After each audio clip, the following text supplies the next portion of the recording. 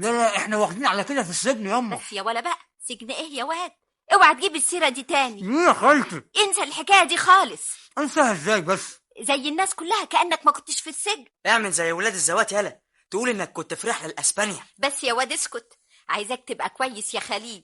خليل يا اختي كويس، ما انا عارفه انه كويس. غيرش بس اصحاب السو والعيال الاشقيه هم اللي وزوه على السرقه والمشي البطال. على كل حال احنا هننسى بقى اللي فات ده كله وهنبتدي عهد جديد. عايزاك تبقى زي اخواتك، لطيف وظريف وتكسب من عرق جبينك. يعني يا ابني هتشتغل شغل؟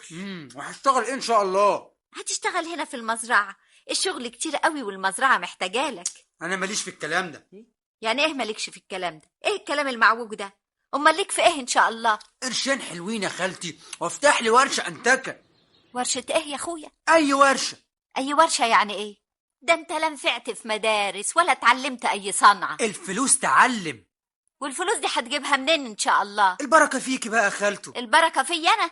انت واد اتجنيت وانا معايا حاجه؟ انت ما معكيش، انما واضح ان صاحبنا غني قوي ومعاه القارون.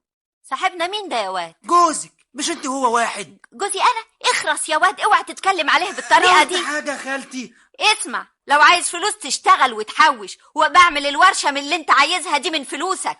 يا خالتي ده انا برضو ابن اختك، يعني اقعد اشتغل 100 سنه عشان اعملها؟ اسمع يا واد، هتشتغل هنا زيك زي اخواتك، مفيش حد هيديلك مليم احمر، اللي هتكسبه هو اللي هتاخده، ومش عايزه بلطجه ولا تجرمه، فاهم ولا لا؟ خلصت اللي في ايدك يا نجيه؟ بشتغل يا ست نعمة. طب يلا اعملي لك همه شويه. حاضر. البكن سأل عليكي. انت فين يا نعمة؟ كنت في المزرعه تحت. مزرعة ايه بس؟ تعالي ده في مفاجأة. هي مفاجأة؟ قولي لي الأول، ايه اللي انت عاملاه في نفسك ده؟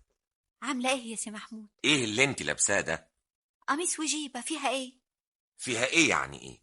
ليل ونهار بالبلوزة والجيب دول؟